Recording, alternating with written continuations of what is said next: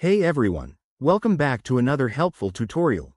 Today, we're diving into how to cancel a scheduled payment with Standard Bank in 2025. Whether it's a forgotten bill or a change in plans, canceling a scheduled payment can save you hassle and money. With Standard Bank's updated 2025 interface, the process is quicker and more secure than ever. Let's get started step by step, so you can handle this in no time. First things first, grab your phone or computer and open the Standard Bank app or head to their website. Make sure you're logged in with your secure credentials. Think username, password, and maybe a two-factor authentication code for extra safety. Once you're in, navigate to the main dashboard. In 2025, Standard Bank has streamlined everything, so look for the Payments or Transactions tab at the top or bottom of the screen. Next, scroll down to the Scheduled Payments section. This is where all your upcoming payments are listed. You'll see details like the amount, date, and recipient.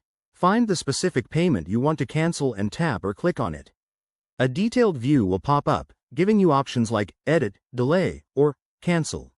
Select Cancel Payment, but don't rush. You'll be prompted to confirm your identity, probably with a fingerprint, face scan, or a one-time PIN sent to your phone.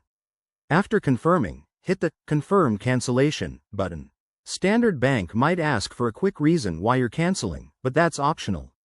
Once done, you'll get a success message, and the payment will be removed from your schedule.